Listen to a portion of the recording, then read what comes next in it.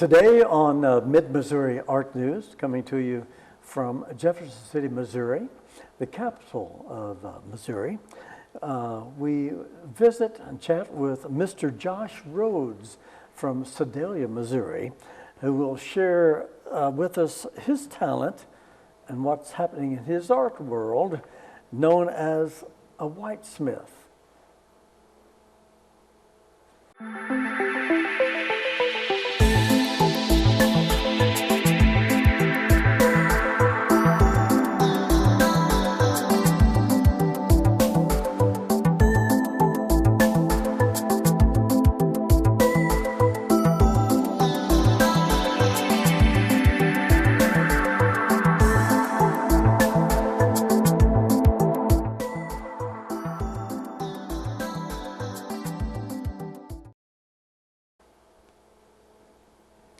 Welcome to JCTV, Mid-Missouri Art News, supported by many art enthusiasts of all types, art lovers throughout the world, coming to you from the capital city of Missouri, Jefferson City. I'm your host, Rick Jey, and if you will turn with me to invite to JCTV, Mid-Missouri Art News, Mr. Josh Rhoads from Sedalia, Missouri.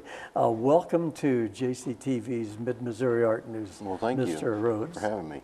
Yes, sir. Well, great to have you. I've been looking forward to this, and we've spent some time together as we not only discuss now the world of Josh Rhoads and how you became inspired to be a whitesmith, but also we have some great footage for you viewers, an on-site actual demonstration, which we'll get into after the break. Well, Josh, if you would, may call you by your first name. Please share with the viewers a little bit about Josh Rhoads. Well, I was born in Sedalia, Missouri.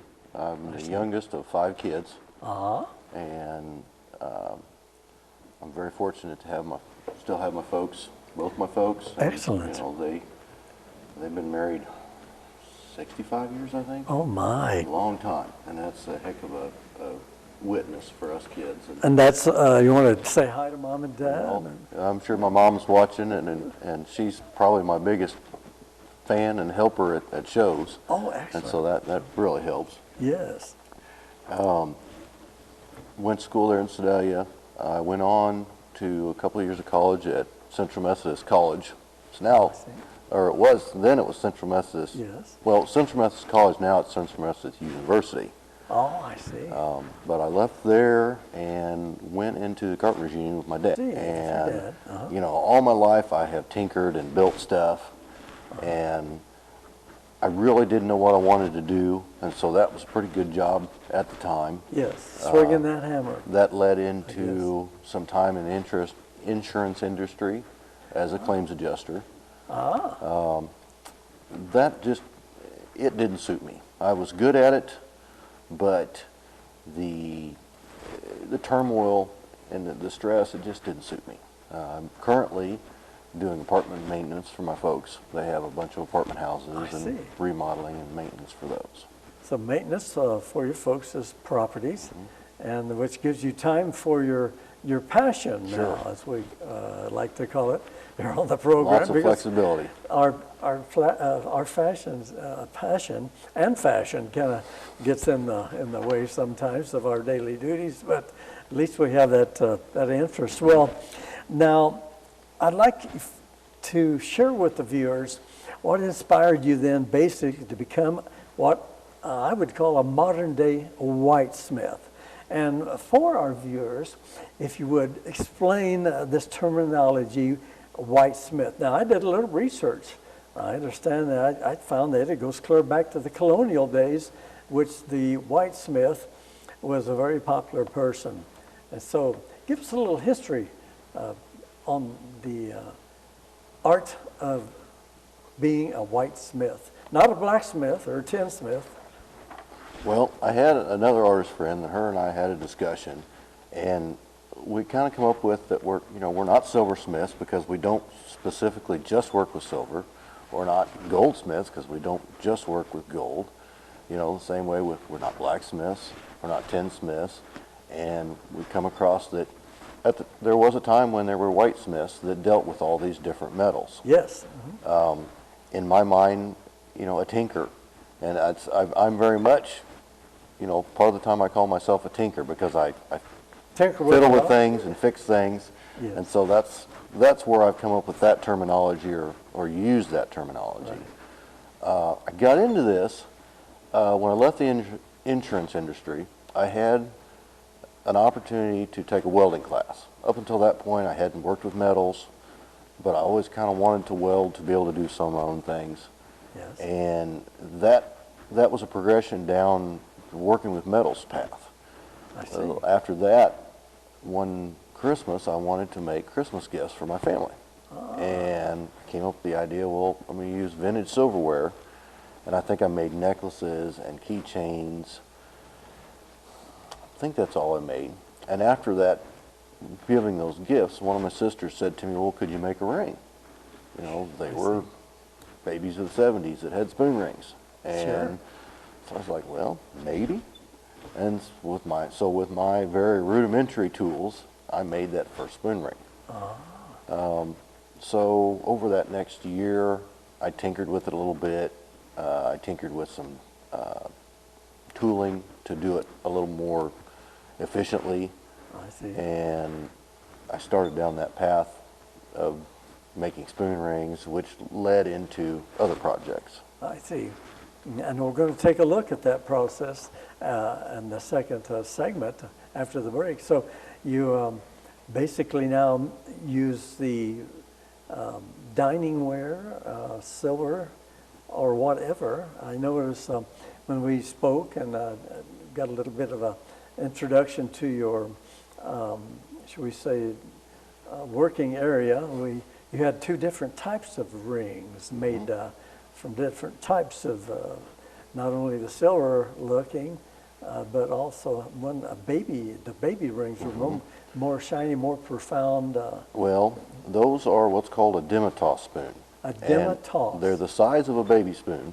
I see. Generally, but they're a fancy coffee spoon. And so the bowl on them is narrower than a normal spoon, and that allows me to flatten that bowl and use that whole spoon in one ring. With a normal size spoon, it would be way too long, and those little short rings and it would be also way too wide. Excellent. And so there were those. I also work with coins and make coin rings, and you're basically turning a coin half inside out. I have the tooling so that you don't destroy all the detail, so you can still see the date and the words and things like that. Excellent. And so, I got into some other metals, with copper. I do some copper roses. I do some copper bowls that are from a flat piece of copper raised into a bowl. Yes. And then I've also done some brass, and I'm slowly getting into some casting of silver. I see. So this, if you look up the term whitesmith, this whitesmith, basically in the colonial days, when someone approached him, he might be working with all types of different metals. So this is what Josh is explaining to us. There's a very wide field of different metals that you can work with. Certainly. And develop some beautiful work, as we'll see here in the second segment. Well, we will look at that demonstration, working as a whitesmith in the second segment. I have a couple more questions. How do you arrive at a theme for a project, basically? You just have a certain, I want to do so many rings, I want to do so many necklaces and bowls, or are you ever inspired, or you are approached, I guess, by different ones? Sometimes it's a need for filling, inventory, and some of it is depending on what material I have on hand or I've recently acquired. My starting work with copper came after my dad and I replaced some flashing on a church, and we had some scrap copper. Oh, wow. And so then I started looking into what I could do with that scrap copper, and that created a whole nother faucet of what I'm doing. It's almost like me taking a picture or seeing a certain scene I want to paint, and here you're looking at metals as they appear. So I guess we, as an artist, whatever comes about, I guess you could Yeah. say, yes. Well, and much of my art has Comes been to kind of mind. happy accidents. I see, great. Now, so what types of metal do you really prefer? What's the fun you can't wait to get your hands on? I like oils and painting, so do you have the goal? I bet it would be something to work with. Maybe. Yeah, I really like working with sterling silver and fine silver because it's just so easy to manipulate and get it to do what you want. I mean, what I work with primarily is the tableware that is silver plated. Silver plated. And what is the base metal? it depended on the composite of something? Well, it depended on the manufacturer. So but it's usually some sort of mixture, alloys of copper and Nickel? who knows what, maybe nickel, but it's got a thin layer of silver over top of it.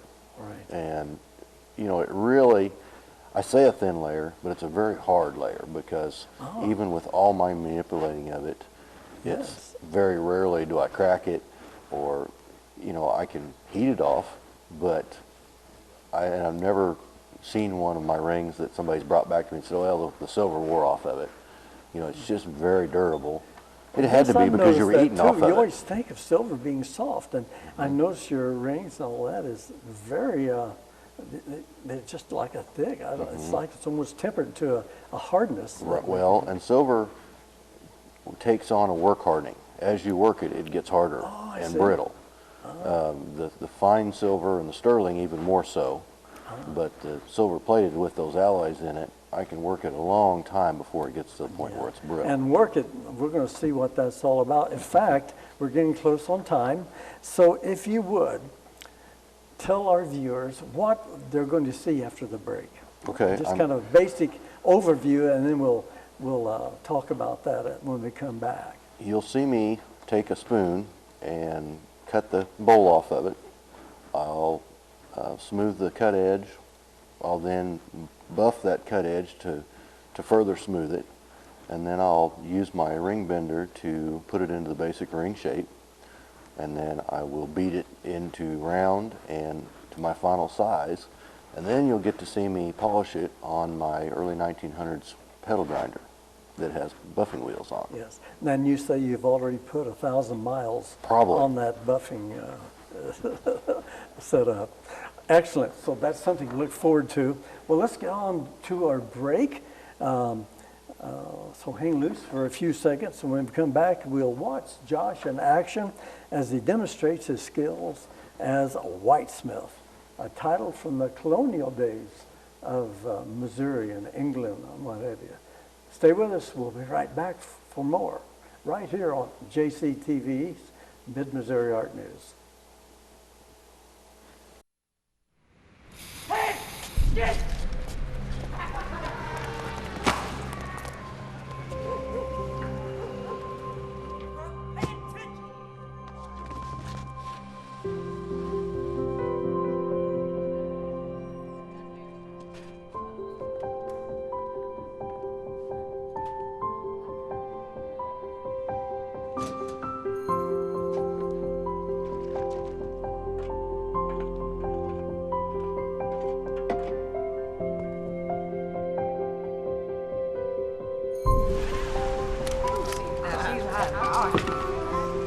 Look at this guy. What are you gonna do, kid? Go home. It's hopeless. Yeah.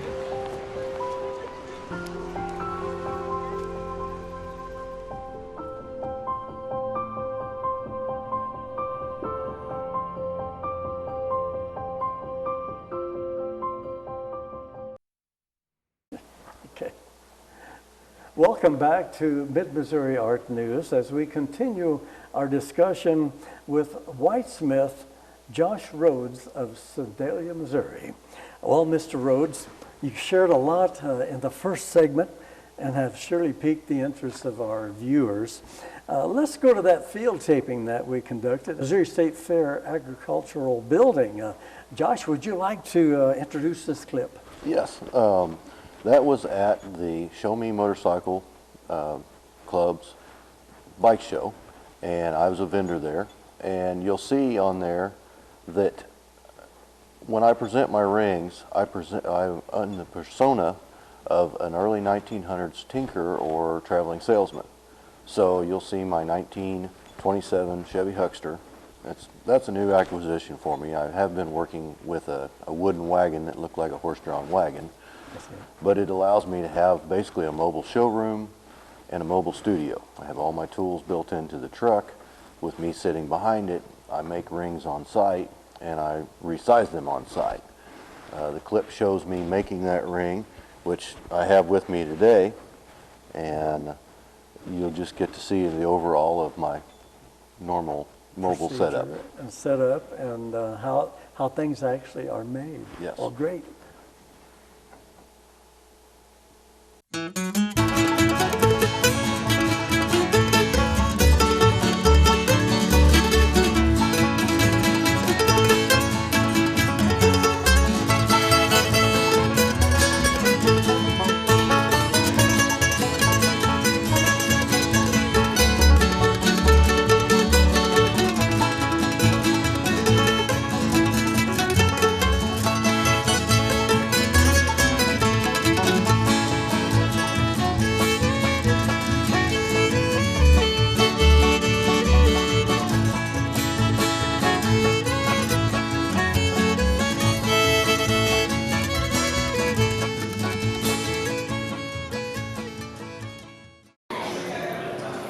Okay, I've selected my piece of silverware, so I'm going to take and cut the spinning bowl off of it. Just use some ordinary cutters to do that.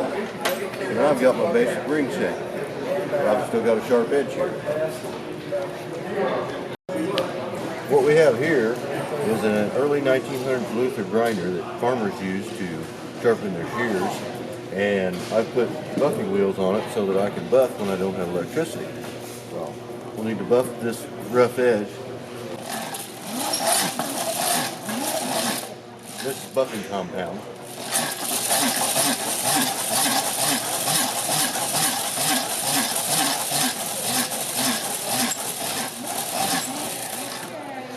That gives me a nice smooth edge where I cut that off.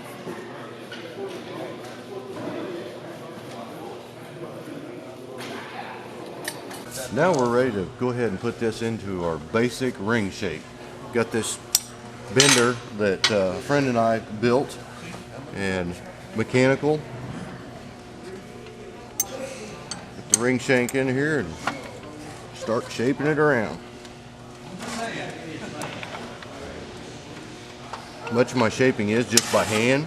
Sometimes I have to use a hammer to help force it around.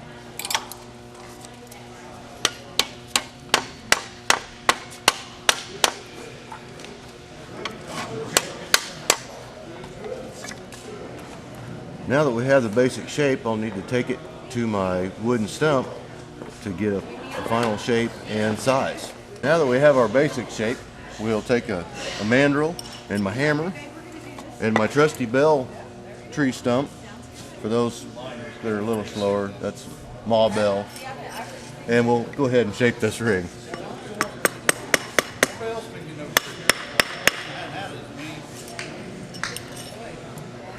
The mandrel is smooth, and with the stump being wood and this being rawhide, the ring can be shaped without damaging the ring.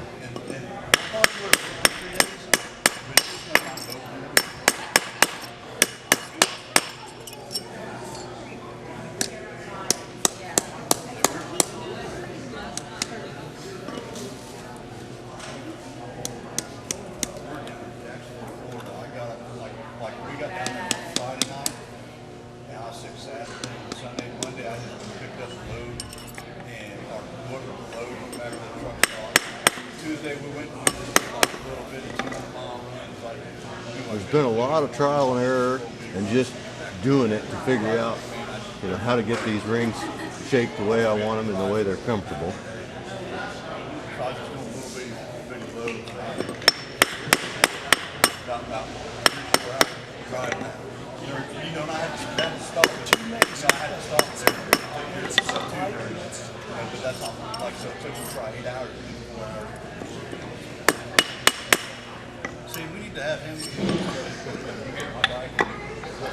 I've now got it shaped and sized the way I want it, and so our next step will be over to go back to the polisher and polish it out for a final polish.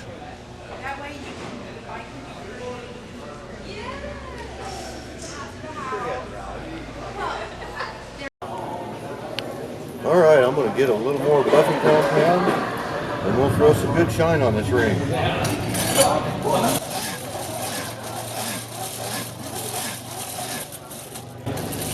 I think I've gone about 1,000,000 miles on this thing so far.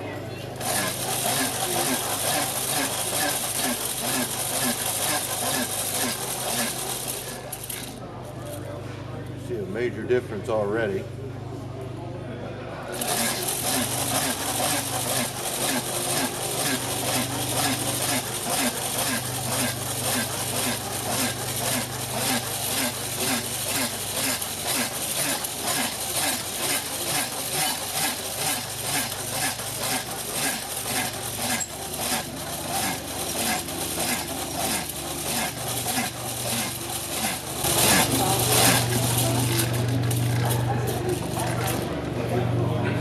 And there we have our finished product.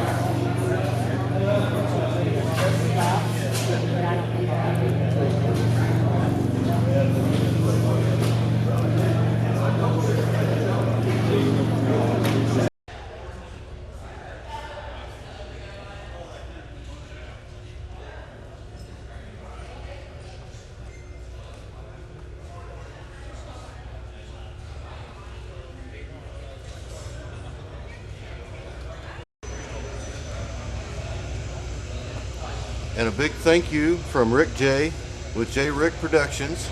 And also thank you to JCTV for their spotlight on the arts.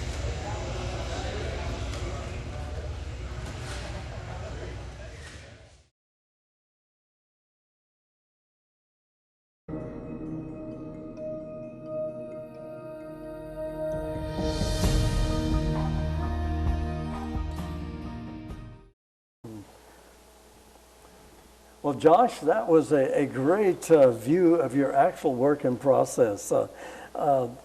Josh, do you have anything planned as far as exhibits where our viewers may see your works firsthand?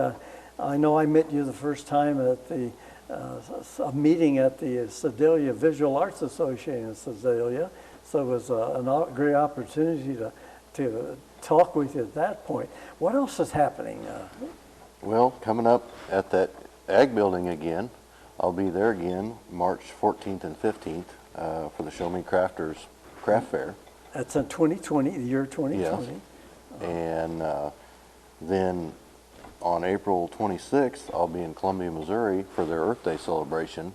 I've been a part of that for several years now as a vendor. So they'll come and see your rings and necklaces and this I'll have the old truck 1927 at that truck. one. Excellent, the Huckster. And then I don't have a date, but this fall will be at Arrow Rock for their Heritage Festival. I've been a demonstrator there for several years. Great. And all these can be found on Facebook. Oh, excellent. And we'll give your Facebook identity. But I've invited you then to show a conservation nature piece. I don't know what that's going to be. That'll be yours. But at the Call for Nature's Art that I'll be sponsoring at the Department of Natural Resources Conservation Center, the Runge Nature Conservation Center. That'll be May and June. Yeah. So we look forward to seeing your piece on display at that time. So it looks like you have a busy schedule ahead.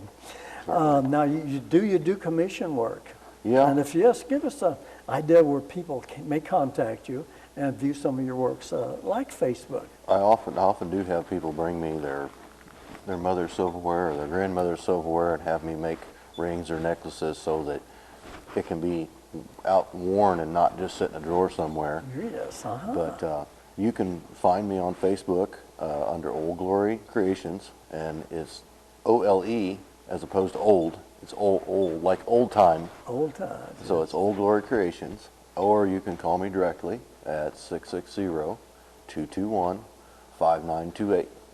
Okay, excellent. Well, Josh, we're just about out of time, so On behalf of JCTV Access, I want to thank you so much for contributing to Mid-Missouri Art News, making it a learning and informational experience for everyone. Do you have any closing comments? Well, I just appreciate you having me on, and everybody go out there and make art. Thank you, sir. Thanks for being here.